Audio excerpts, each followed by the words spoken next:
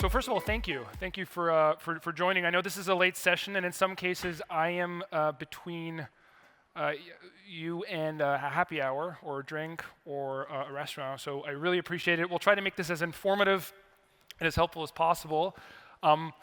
Really great to see some familiar faces. There's some customers out there, and so great everyone for attending. We're going to try to do two things here today. We're going to set a general baseline on what Chrome is, where Chrome OS came from, how the Chromebook came to be, where we're going with Chrome. And David, one of our lead PMs, is going to help us do that. And then we're going to switch the narrative a little bit and look at Chrome really from an operating system perspective, and walk a little bit through how customers are using Chrome OS today to solve very, very real problem, specifically in manufacturing and specifically in retail.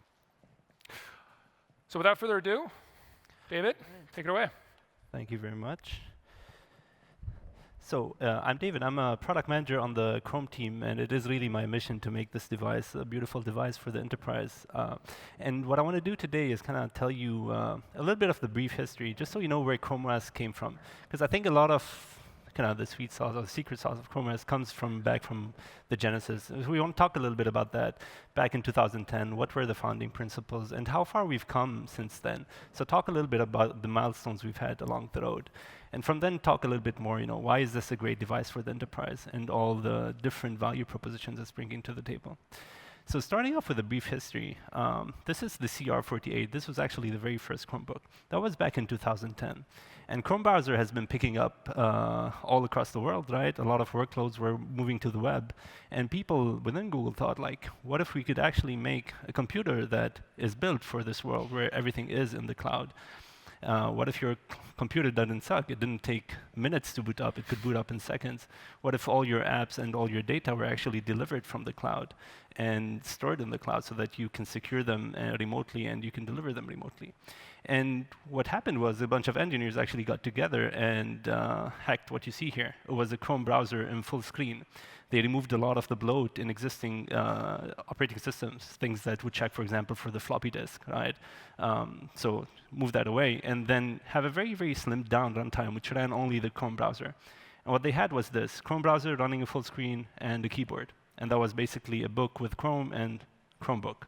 So this was the genesis. And since then, a lot of meat has been added to the OS, right? There's been a more elaborate runtime system for apps. There's been a launcher shelf, everything you tend to relate to a traditional operating system environment. But throughout all this, and since then, we've actually never let go of the founding principles, which were like speed, simplicity, security. So even 7 years down the road, this thing still boots up in 5 seconds. Even with the entire Android runtime system, which we're going to talk about later with the Play Store, we still boot up in 5 seconds. So this is the joke now that Chrome OS is actually the fastest booting Android phone. And this is very true. 5 seconds you're in, you can actually use your Android apps. So we've never really sacrificed on this. Simplicity is, again, one of these things, both user-facing simplicity and admin-facing simplicity. It should be very easy to use. There's no clutter on the desktop. Your apps are there. Your data is there. It's all very clear to you. And even from an admin's perspective, it's very, very easy to scale for tens of thousands of devices in a fleet with very little management overhead. And finally, security, and this has been really the cornerstone of Chrome OS, because we've built it always, every single feature we've added, from the very basic boot sequence of the OS all the way up to the apps that run the system. They've been built with security in mind. And we're going to talk a lot more about that during this talk. So what happened since then? Since then, and if we fast forward now to Q2 2016, we actually became the number one device. Back in 2016, we actually became the number one device in education. And the schools actually loved that value proposition of speed, security, simplicity, but it even went beyond that for them. Shareability was a big thing, because if you look at schools and how they deploy Chromebooks, they just bring them in a cart into a class, and then students just pick up a Chromebook, any Chromebook from the cart, log in, and they have everything they need there. And we're going to talk more about that, and Seb is going to talk about how even enterprise customers are using such models in deployment. But it was actually a very, very interesting thing. And the other thing that they latched onto was management and manageability, because schools traditionally they're not extremely tech savvy, and they have very little IT resources. So now I'm a district and I have 100,000 students. How do I actually deploy Chromebooks across the 100,000? And today we have examples in the field where you have tens of thousands of Chromebooks with maybe 2 or 3 IT admins supporting them full time. And this is something really you cannot do except with a Chrome device out of all the options you have on the market. And riding on all that momentum, what happened in Q2 2016 was IDC came out with this report and said, like, actually, Chromebooks have been outselling Macs in the US for the first time since their inception. And this was a very important milestone for us because at this point, we kind of felt really, really good, and we knew we were going in the right direction. Because not only did we think this was a good idea, but actually the market was voting for this, and people were voting with their money. And for us, this is really a very, very important signal. And we don't take this lightly. We're actually very happy with it, and we're just like we're going to keep innovating. We're going to keep driving these things in this direction.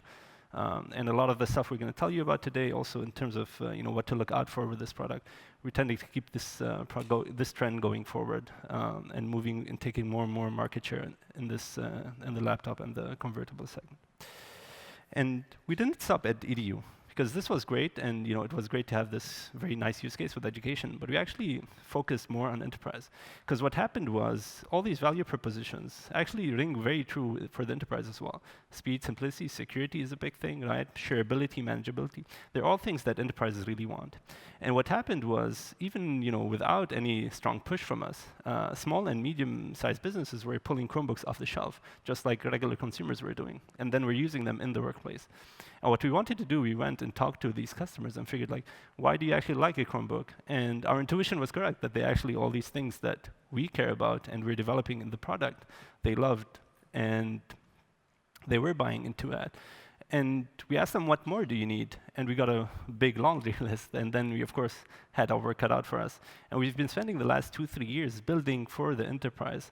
And the results have been amazing because, for one, this number you've seen here on this, we're selling almost 1 million laptops into the market every year now. And this is a very, very major milestone for us because, again, it proves that we are on the right trend there. And we're going to keep going in this direction.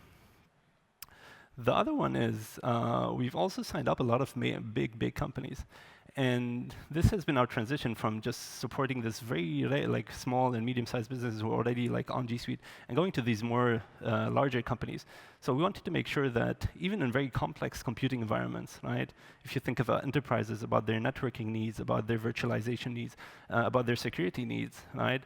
It's not easy to come with an option that satisfies that checks all the boxes for these enterprises.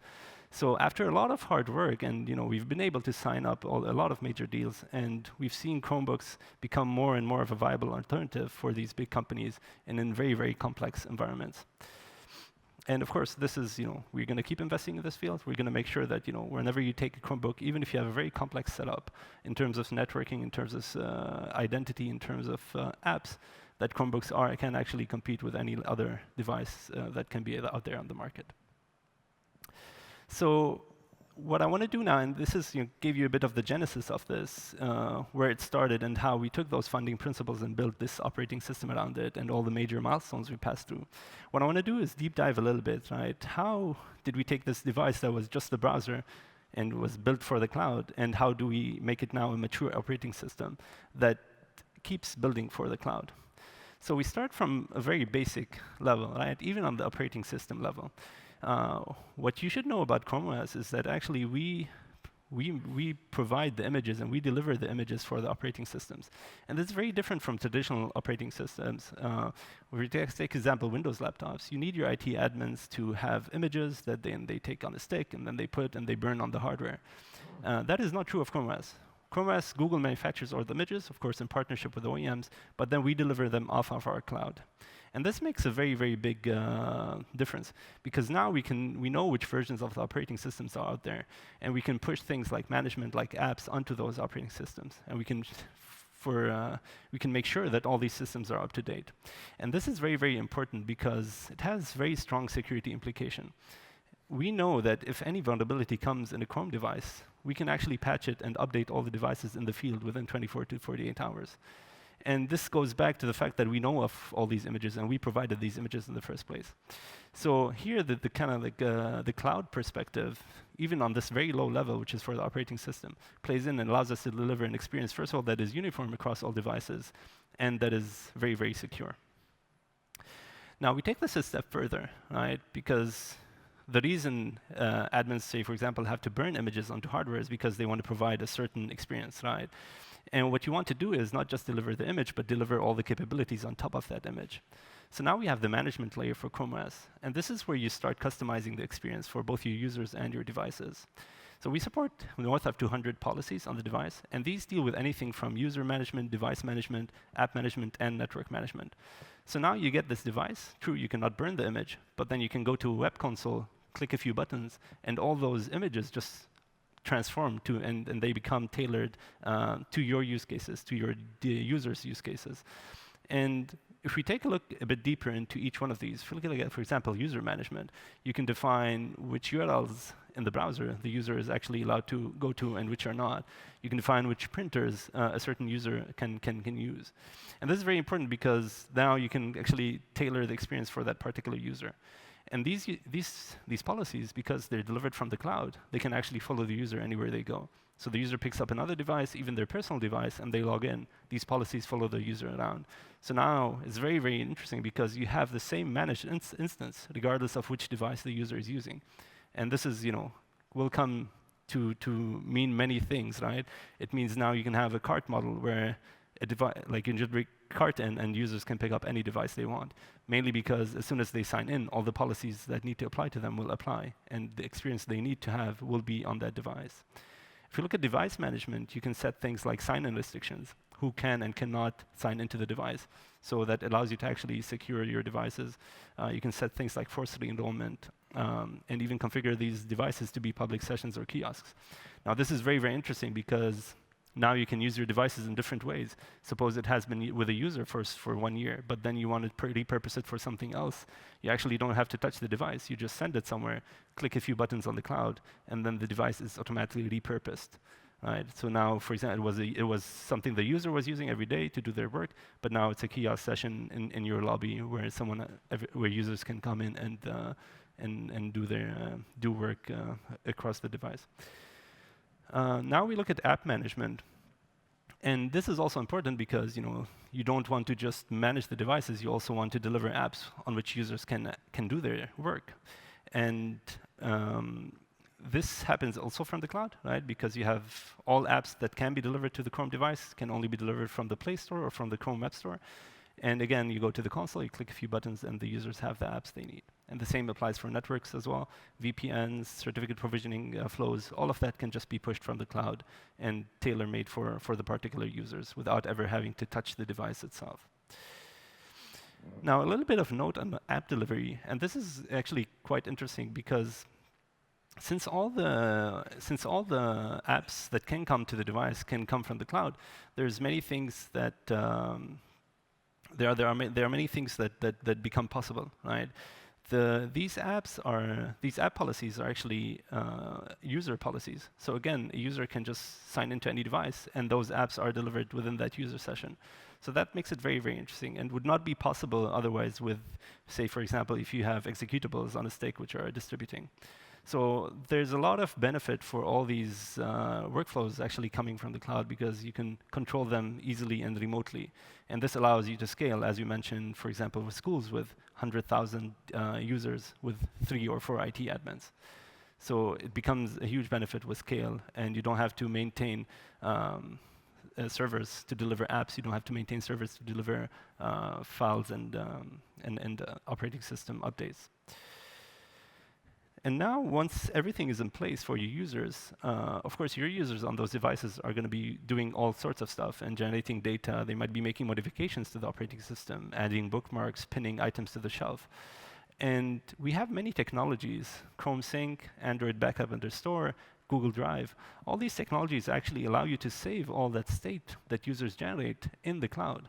And this is very, very interesting because the moment your users go somewhere else on another device, that state comes back to them, right? And so you don't have to worry that something got lost because a device got broken or lost. The user can just move to another device, any device, and all that stuff would actually follow them around. And last but not least, I just want to tie this in with security because it's such a core principle for us. and show you that for us, security is not just client-side security. Our goal, of course, is client-side security, but we actually leverage the cloud a lot with that. One example of that is delivery of apps. If you look at the Play Store and the Chrome Web Store, we actually have automated systems in the cloud to do malware detection. This means you don't need to do malware detection on the client, because the combination of server malware detection and management on the client allows you to install only a very specific set of apps and nothing else.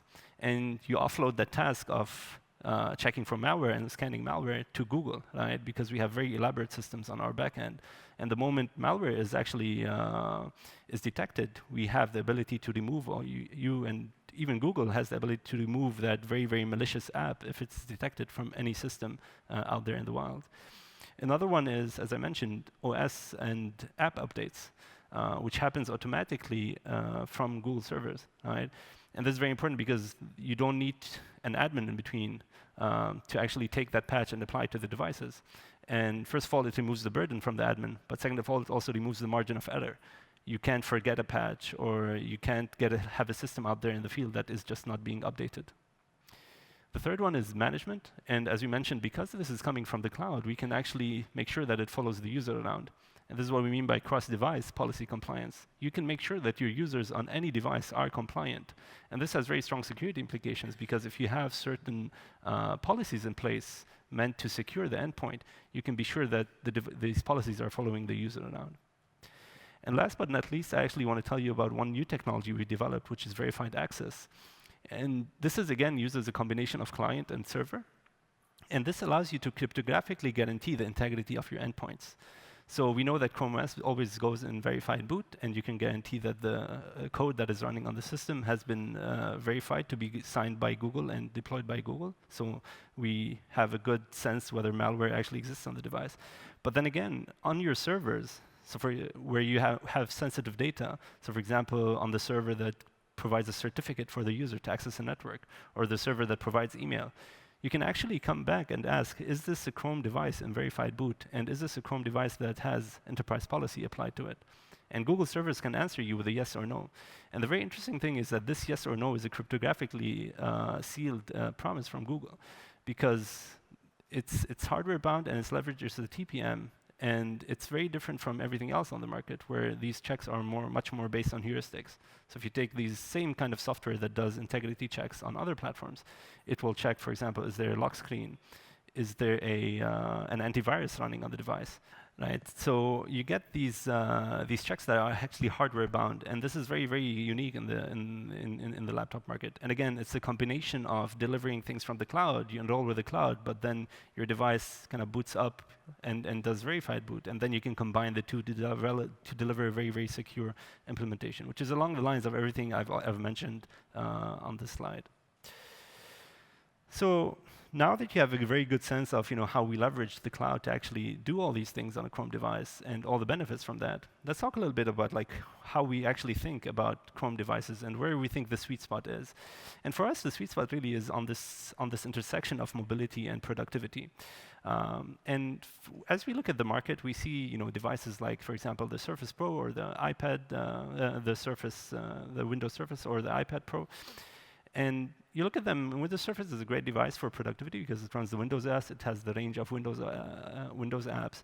But then again, if you flip it around, it becomes a tablet. Doesn't really have that mobile sense to it, right? The apps are not optimized for touch. They're not really working well in tablet mode.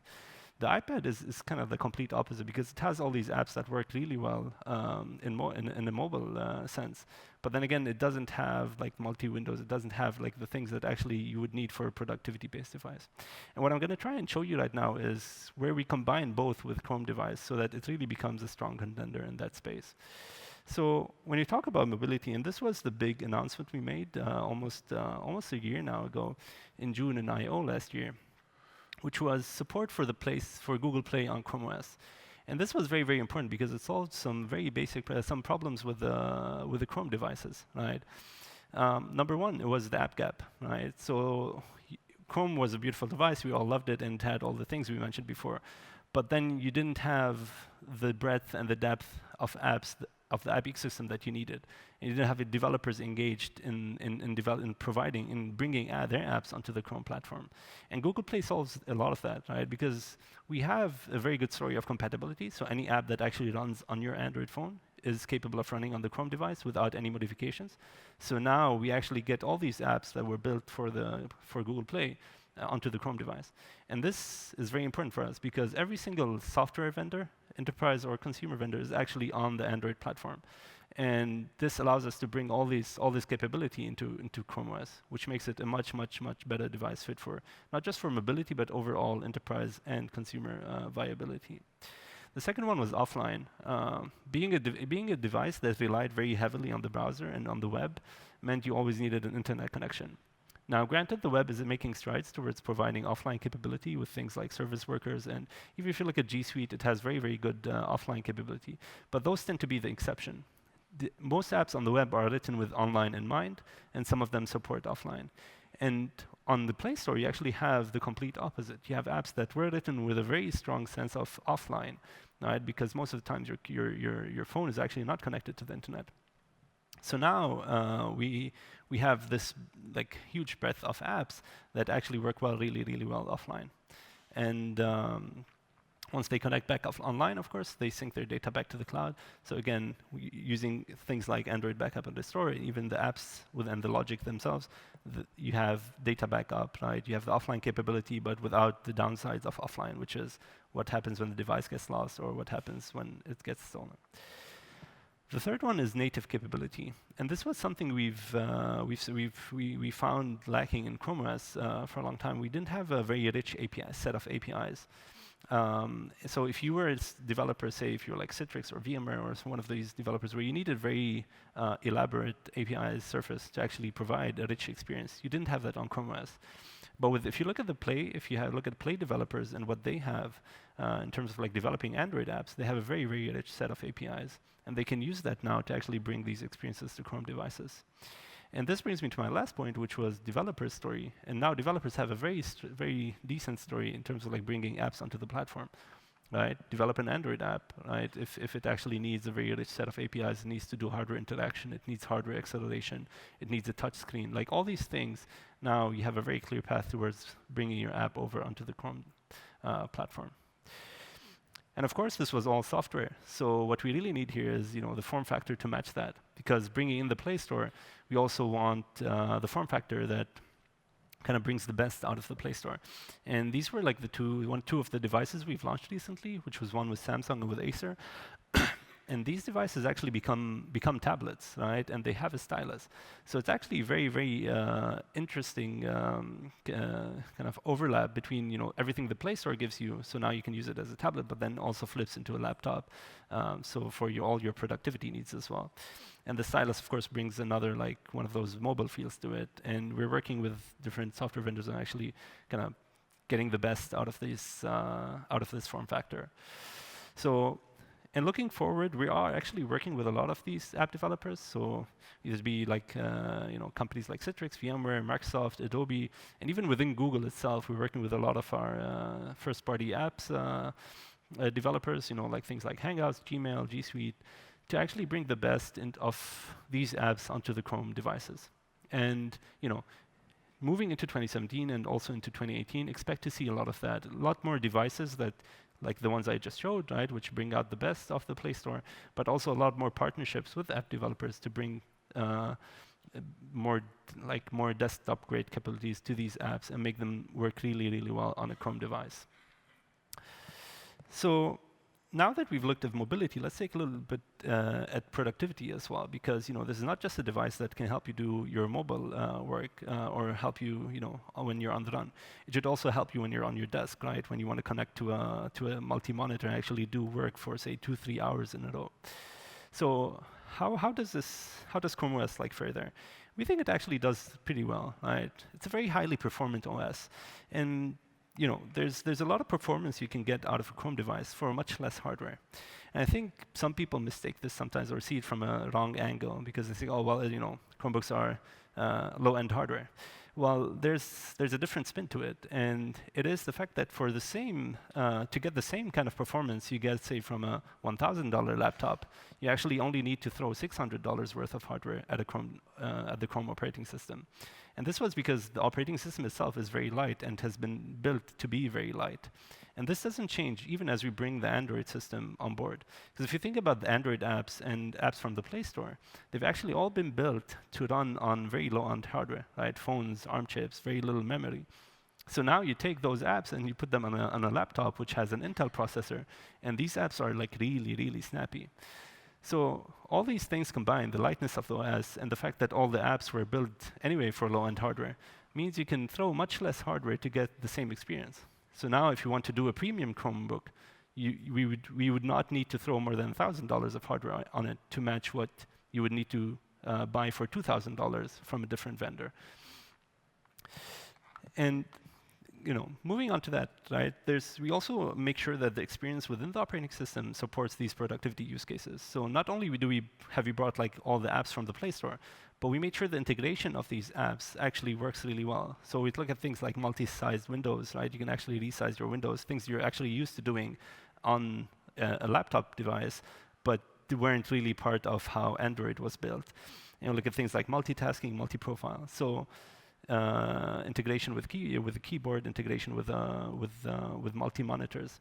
So all these things, we try really hard to make them work really well, because we do want this to be perceived as a highly performant OS, as an OS that really works for enterprise workloads. Now, the second part of this, and this is where it really excels, is we have desktop-grade enterprise browser as well. Right? If you look at Chrome browser, across all platforms, but especially on Chrome OS, it is actually a very, very powerful browser. So even now when we have the Play Store, we actually don't bring the Chrome browser from the Play Store. We use the same Chrome browser we have on Linux and on Mac, because we do want you to have this desktop-grade experience, pushing extensions that have to do with productivity. And it is fully manageable, as is all of the other OS. So everything we said about management applies to the Chrome browser as well. And it's very, very highly performant, even under massive workloads. So depending how much hardware you have in your hand, you can open up like 20, 40, 50 tabs. The thing will actually be able to run really well with them. And just to make sure we know as well that this is not just for when you have a laptop in hand, because what we're doing now, and based on the form factors we're coming up with, which can become tablets, we are making sure that the Chrome browser, even the desktop version of it, works well and is touch optimized, and it's working offline capable. Right? So we're bringing the newest versions of Chrome that have technologies like service workers, but we're also optimizing the UI so that it's touch enabled, so that when you do flip into a tablet form factor or using the touch screen, Chrome browser, even in its desktop version, is working really, really well. And one last point here is that as we kind of drove these enterprise integrations and we brought better support for enterprise use cases, what we've seen, and this is a big part of the work we've done over the last few years, is that integrations across the board for everything that enterprises need. So everything ranging from identity, networking, certificates, storage, and virtualization, all these things were actually not fully possible on a Chrome device if you look like 3 years ago. If you look at identity, for example, the only way to log into a Chromebook was through a Google account. Now you can actually log in with your Active Directory account, Ping, Okta, Clever. So whatever your identity provider is, as long as it's SAML compliant, it can actually allow you to log into the Chrome device with it. If we look at storage, the only way to do storage, like cloud storage on Chrome devices in the beginning, was through Google Drive. But now we've added support for third-party storage providers. So now you can, if you're a Box or Dropbox customer, or even you have your own network file share on-prem, you can connect the Chrome device to that. And for all legacy app needs, whether you're doing full desktop virtualization or just app virtualization, working very, very closely with vendors like Citrix, VMware, Amazon Workspaces to bring the best of virtualization to the Chrome device as well. So that even as you migrate away from the Windows environment into the web and into Android workloads, you can still get access to the old apps that you still need to run for your users. Right. And just to also mention, we mentioned form factors that are convertibles as well, but that doesn't mean we're not actually working really hard to also produce really great laptops. And this is where I put this in more the productivity sense. Many of these laptops actually have touchscreens, but they are made to be more like fully formed laptops. And we are working with these vendors, with OEMs like HP, like Lenovo, to bring, for example, this is Lenovo's ThinkPad, to actually bring those devices onto the market, because we do believe that there's a very big market for this, and we want to have more higher end specs, right? Because for EDU we had a lot of success in the lower end of the hardware spectrum, but we realized enterprises have much bigger needs hardware wise. So we are working with these vendors to actually bring all that onto the platform. So with this, I'm going to hand over back to Seb, because to give you a break from me, but also because he wants to tell you about how all these things, we're actually seeing them in the field, and how customers are using all those value propositions from the Chrome devices to make very, very large deployments. Awesome. Thank you. Thanks, David. So I really don't have too much more to add to David's points, but there are a couple of things I do want to highlight when we look at this and how this actually translates into the field. And I'll hopefully share some sound bites from customers like yourself who are actually using this beyond the Chromebook form factor. I want to pivot the narrative just a little bit away from Chromebook or any specific Chrome OS form factor, and really want to focus on Chrome as the underlying system for virtually any of your screens in the enterprise, right? Whether it be the knowledge worker, the power user, whether it be for signs and thus contextual information, whether it's basically Chrome powering a kiosk, or for that matter, video conferencing technology. The reality is that one common theme that we hear from CIOs in the field in IT leadership is that they consider Chrome as a future-proof platform that allows them to deliver on their 2 to 3 year roadmap, right? So I just want to pause there, and I want to just underline that. That's really, really important. So we're moving away from this narrative of Chrome being a hardware player, and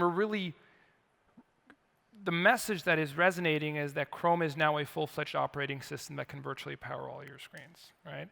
So when we talk to IT leadership, rather than looking at this as a very tactical hardware replacement game, this is becoming much, much, much more strategic. Now, in reality, and we know this because we've toured a lot of companies, every CIO has a mandate to move into the cloud, right? Whether it's infrastructure, whether it's a platform as a service, whether it's software as a service, whether it's fully embracing GCP, or whether it's to deploy that one single app that lives in the cloud that has to be deployed to numerous endpoints that are geographically dispersed, right? We think, and this is something, again, that echoes in the field, that Chrome can play a really, really important role to make that smooth transition into the cloud. And while we frankly think about future-proofing, we really want to make sure that the customer and ourselves, we really put these 4 core pillars back into focus. Because at the end of the day, and I know this is repetitive,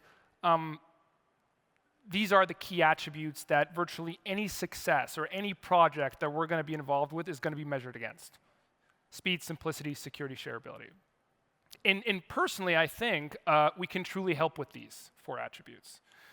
Anecdotally, speed, I was told not to use the logo and not to use the name, so I'll try to be as cryptic as possible here. But speed, we have a customer in the Chicago area that is essentially using Chrome kiosks attached to a touch screen where associates on the retail floor input customer data. That data then gets sent to the cashier, and at that point, hopefully, the sale gets converted, right?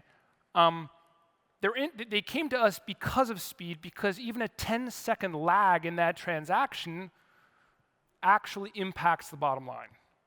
An unscheduled and unplanned reboot of that terminal has detrimental effects to their P&L, right?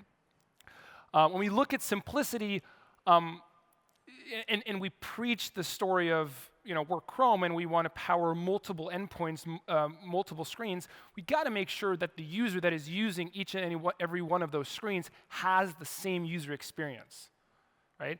And has the same user interface across all these screens, right?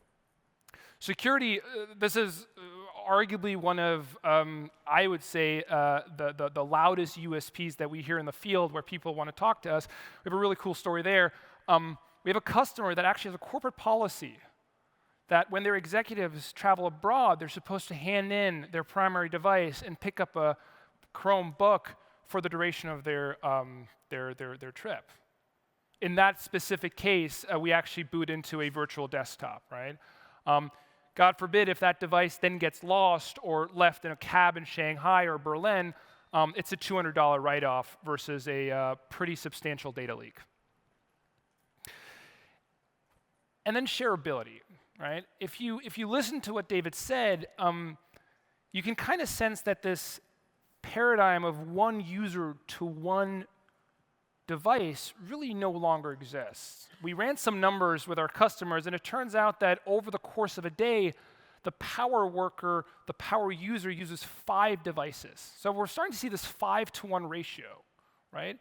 And arguably, if that's the case, then we need to make sure that you take a device, you log in, or you not log in via certain kiosk sessions, and it becomes a seamless experience when, at the end of the day, you pick up a different device, or you go home and continue where you left off 3 to 4 hours before that, right? And that's really, really important. Now, if you take the device management and layer them on top of these 4 core principles, you can add, this becomes a very, very, very powerful enterprise story. Because yes, Chrome, we all get this and we all believe in this, but all of a sudden you can take devices and you can repurpose them. And you can allow the shareability via a centralized cloud-based management console. Right? We have customers that have thousands of devices deployed in the field that are catering to 100 different use cases, all based on policies that one IT admin in North America is essentially administering. Right? And David has said this before, whether it's a user setting, whether it's a hardware setting, whether it's a certificate setting, all this can essentially be manipulated, pardon the strong word, down to the device level.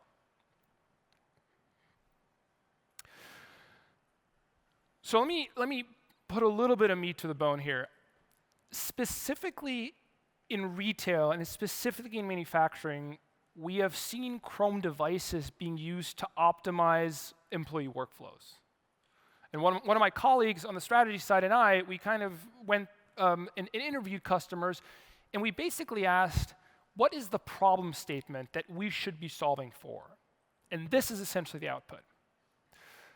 This idea that throughout the course of the day, you have one device that caters to multiple users, to multiple use cases. Right? Historically, if you look at all these segments, those would have been a fleet of devices. Right? But in this case, the Chromebook starts in the back of the office. The user logs in based on his or her user settings. But throughout the day, and again, this is somewhat retail biased, throughout the day, that device actually migrates to the front of the store. That device then becomes a product lookup, a catalog. It becomes a digital sign. In some cases, even it becomes something that can give you contextual information.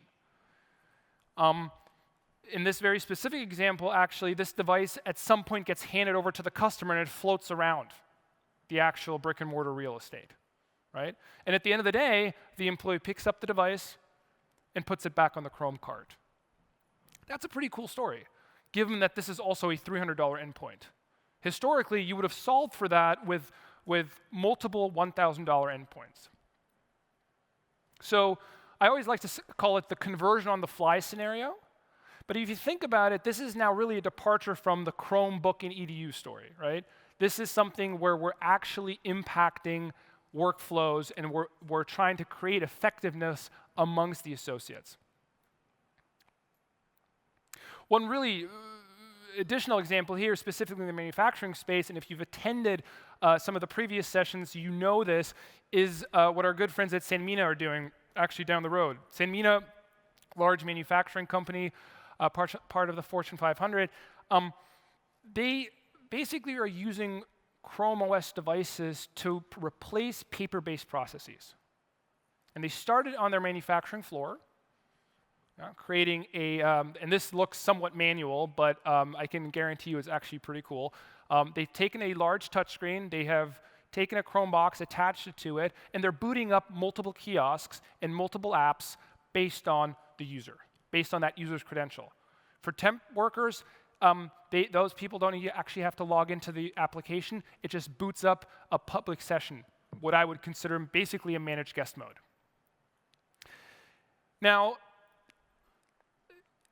they have increased these employee efficiencies, but what's nice is they came to us and said, we believe in Chrome being the underlying platform for our future, and we need to start somewhere. And this is essentially where they started, right? So they created this subset of users, they deployed rapidly, they have about 2,000 of these endpoints in the field right now, and are now organically growing into other use cases, right? And as Rajan, our lead PM, said earlier today, they're now really focused on the knowledge worker and making that happen. One caveat I should say is they are a G Suite customer, and I believe they're a GCP customer as well. So they are going in all Google, but it's great to see that obviously devices in Chrome are one of those substantial endpoints and workflows to make this one Google story happen. Now, one other great example where a company has started small and the story and the adoption has really grown rapidly and grown organically is what our friends here at Charles Schwab are doing. And may the demo gods be with me. I'm going to try to play this video for everyone. And he's much more articulate than I am, so here we go. There are multiple sides of Schwab's business, and one of those sides is the advisor side or the institutional side. And obviously we offer a lot of products and a lot of services to our institutional customers. I'm responsible for making sure that we deliver on behalf of what our clients need. As we were looking for solutions, bringing about a device to the branches where, again, clients could very easily open up an account, we reached out to our colleagues over at Google and we asked them whether or not Google's Chromebook was something that would be applicable to what we were trying to solve. That was on a Friday. On Monday morning, we had 2 of their top engineers engaged with my engineers here. 3.5 hours later, I get a knock on my door. And I'll never forget what they said to me. They said, "We've solved it." Google offered a number of services and capabilities within their Chromebook platform that were incredibly attractive. One of them was the ability to remotely control the devices. We could force them onto a specific network, our network. If they fell off that network, they would be unusable. If someone stole them, we had the ability to remotely wipe them. I would say one of the unique features of the Chromebook has to do with their operating system. The device isn't burdened with a lot of legacy or with a large OS. Instead, the experience is you open the Chromebook and 10 seconds later you're online. Because of the kiosk capability that the Chromebook had to offer, when one of our clients came in to open up a SIP account, it would start up a new session. And as soon as that Chromebook was closed, session gone, everything gets erased. The full rollout and development started with a number of weeks of user engagement. We would take the Chromebooks out to specific branches, test it out, and then from there it was making sure that the device could stand up and do exactly what we needed to do, but do it at scale. When you're working with a firm that's got hundreds of branches out there and you're going to eventually deploy well over 1,000 of these devices, the ability to control them from a central location is absolutely paramount. Really, the Chromebook was the one that met our needs. They work at any time, all the time.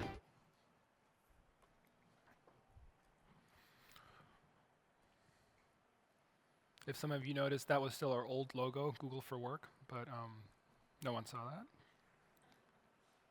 So I was very closely involved with the Schwab deal and the Schwab use case, and again, great example where they had a very clearly defined problem statement, a very limited time to get something converted, and we got to work. The reason I would say it worked so well is because, quite frankly, they had the only ask that I would always have engaging with clients is give me the problem statement and predefine the users that we should work with, and we will solve it out. And if it's not a fit, it's not a fit. But that's how I would start. These are not my words, but they're from the Dear Wall Street Journal. This happened late last year, where, again, after a pretty strong showing last year, we really saw traction and saw momentum, saw credible momentum in the enterprise and adoption across a bunch of key verticals. And so, I would encourage you to take that seriously and look at Chrome really as a formidable player in that space. When prospects and customers ask me, "That's great, Zeb, but where do we go from here? How do we even tackle this thing?" Because we all know, either from a client perspective or even from a manufacturing perspective, tackling the OS space is 35 years of legacy architecture. That's really, really scary. So the piece of advice I would have is start small, deploy quickly, and grow organically. And what do I mean by that? If you start small, again, predefine users. Give us a problem statement that we can solve, right? So in the Sanmina use case, it was basically replacing paper-based processes, doing something very, very tangible within their supply chain, within their workflow. Deploy quickly. I know we live in this world of pilots and POCs, and they're all real, and we shouldn't forget about them. But in reality, give the device or give the solution to the user and let them decide. Yeah, I'm a big fan of just basically ripping or replacing and just seeing if it works. And if it doesn't work, then that's valid feedback, and we'll kind of move on. So the deployment time frame is something really, really important. Give it to the user. Let them decide whether it works.